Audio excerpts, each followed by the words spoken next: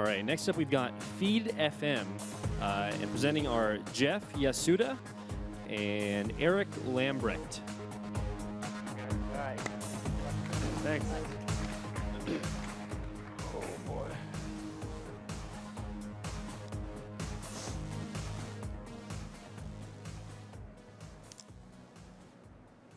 All right.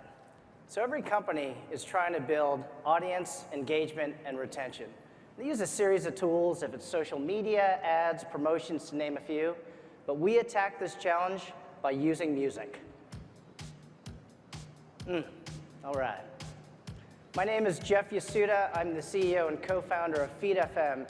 Think music as a service. And we've been described as the Stripe for music. And we're a B2B play focused on building engagement, retention, and revenues for our customers. You know, music has a profound effect on our emotions and on the mind. And to illustrate, this is your brain. And this is your brain on music. And the research shows that using music online increases spending, it increases the time in the venue, and it even improves the perception of the brand. But the unfortunate truth is that using music online is a legal nightmare, and there are a series of questions you gotta ask, from what lawyer to use, to what copyright agencies I pay, to even specifics of the internet radio statute. And quite frankly, it's a massive, massive undertaking. And that's exactly why we created Feed FM. We're a team that loves music, and we've been doing digital music for a long, long time. We're the same team that brought you Blip FM or Twitter for Music back in the day. But we're super excited about what we're doing with Feed FM. We provide a legal, turnkey way to add popular music to your website, app, or game. And we take care of all the legal brain damage so you can focus on building an awesome product. We've got a super simple API, and we have JavaScript, iOS, and Unity SDKs available. We work really well with the Shopify platform, and we've even built a WordPress plugin that enables you to get music running on your site in no time. Today I'm going to ask my co-founder and CTO, Eric Lambrecht, to demonstrate just how easy it is to get the player up and running on one of my favorite restaurants here in San Francisco called Foreign Cinema. Simply head over to Feed FM and log in, type in the name of the website or the product, and you've got a choice to either use your own music content in the digital workspace that we've created for you, or you can choose from the thousands of expertly curated stations on our consumer-facing product, fuzz.com, or people-powered radio. Foreign Cinema asked us to do a specially curated station, so Eric's picking that.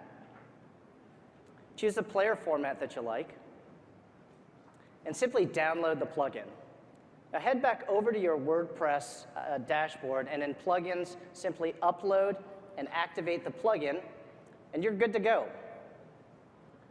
So heading back over to the site,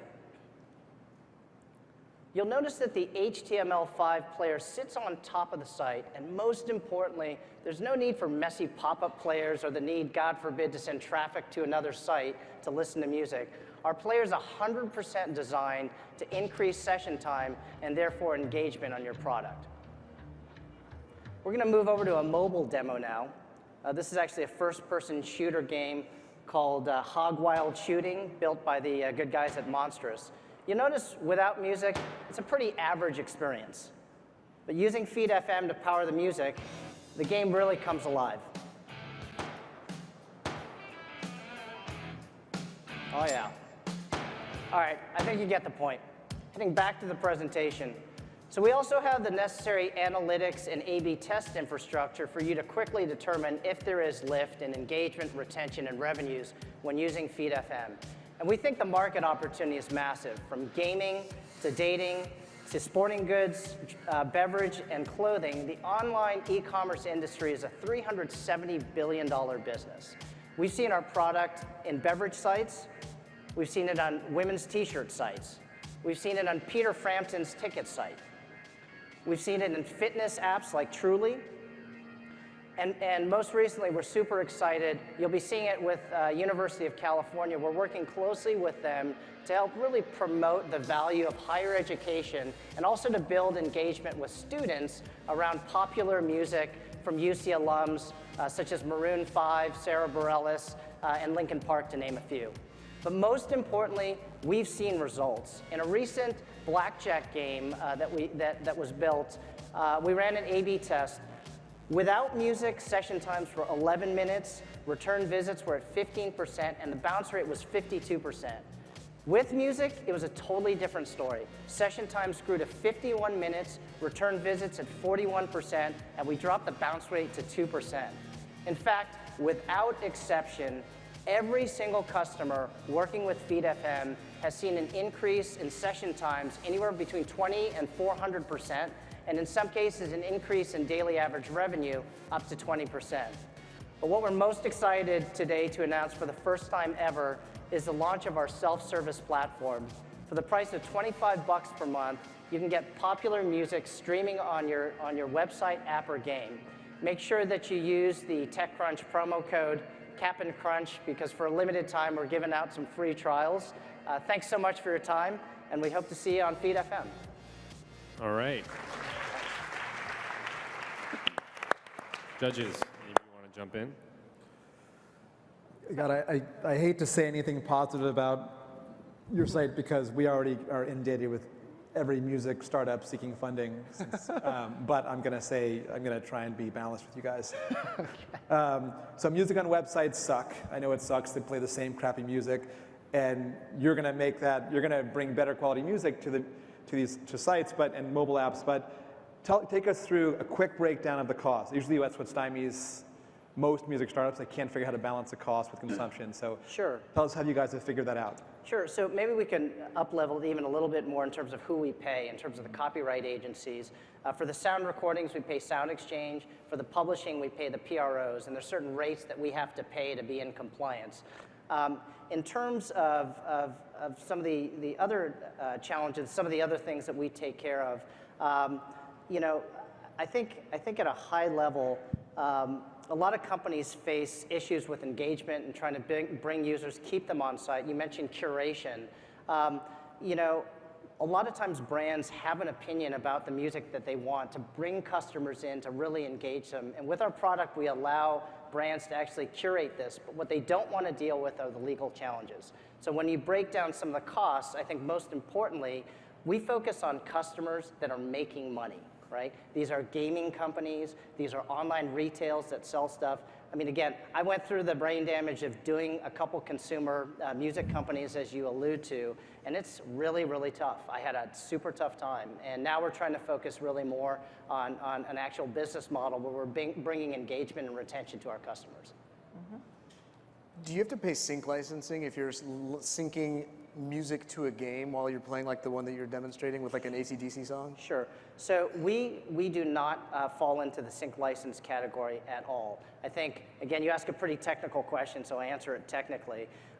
What defines a sync is that to the extent you cannot stop, if you can stop the game and the music continues, that is not considered a sync. If you stop the music and the game continues, that is not considered a sync, and that's exactly how our player works. So with videos, unfortunately, we really can't do anything about that. Yeah. I like the optimization, like being able to get the analytics built into that. Sure. I mean, how much do you think you want to invest in that area as opposed to going and getting more music or ease of use? Like, which is the thing that really is going to differentiate you? Is it because it's easy to sign up? Is it because your analytics are really good and you're going to be able to optimize that? Or is it because you'll have the best collection? Yeah, so awesome question. I mean, our customers really drive this, and quite frankly, many of our customers have come back to us saying, well, how do people interact with the content? Mm-hmm. What songs are people skipping? What songs do they like? What songs do they share? What songs do they hate? And these are things we track. We also match, to the extent there is a correlation, we actually match what song was being played when conversions happen. Mm-hmm. And to the extent there is a strong correlation that, let's say, 16-year-old males buy women's lingerie when they listen to Taylor Swift, these are the type of things that we would share back with a brand. I mean, that actually is a really interesting point because usually when I go to websites to shop, I don't hear music.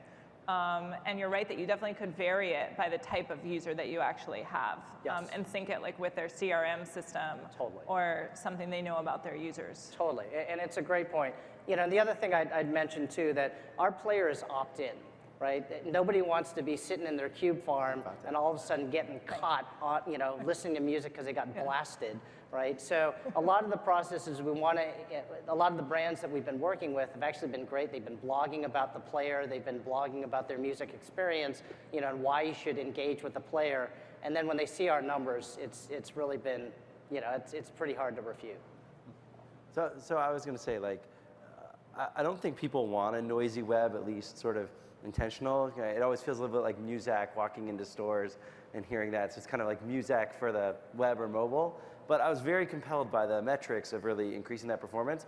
How would a store or retailer actually get me to turn the music on to have a better shopping experience? Yeah, so there have been a couple ways. I think I mentioned, you know, blogging about it. That's really been good. You know, a lot of brands, it's interesting, have a very strong opinion about music. And a lot of them, either it's blasting, you know, out the store, you know, in some cases there's perfume spraying plus music when you walk by the store.